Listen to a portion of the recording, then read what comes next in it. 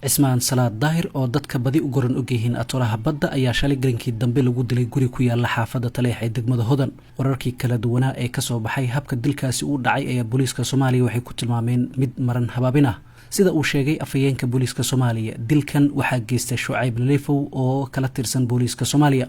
Shucayb Leefow oo ay saaxiibo ahaayeen atolaha badda ayaa waxa ay isla qeybin jireen sadaqada, isla markaana booliiska ayaa cadeeyay in ay isku khilaafeen lacagtii loo qeybinayay dadka masaakiinta ah, taasoo keentay in Leefow uu saaxiibkii u dilo lacag uu ka dalbaday in uu wax ka siiyo, halka saaxiibkiisna uu u sheegay in hawshan uu isagu bilaabay farahana uu kala baxo Shucayb Leefow.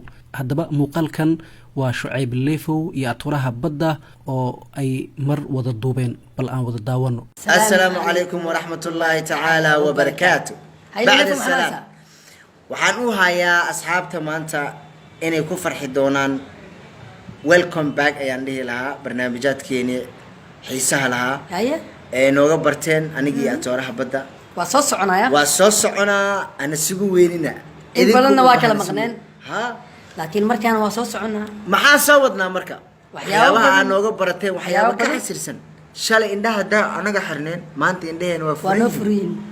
marka idinka hana sugu weynina, waxaa balan idinkaga qaadeynaa barnaamijyaadkeena inuu noqon doono kuwa Afrika, kuwa adduunka laga xiiseeyo, kuwa ugu horeeyo inay noqon doonaan.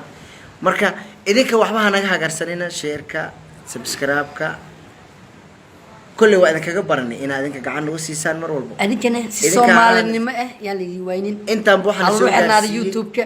أنت نبوح نسوق جارسين وأذنك قاعدتينا. هذا أنا أي السيق هذا دونا. وحاولنا بلنا. أنا برنامج كي نكرر قادنا إن شاء الله تعالى. أذنك أنا. أنا سبسكرايب إلاج أسوس سرتان. لاج سبسكرايب أذنك أبى أركض دونا وحكوا سو سرتان. هسوق ويننا. وبالله التوفيق. سلام شرف له.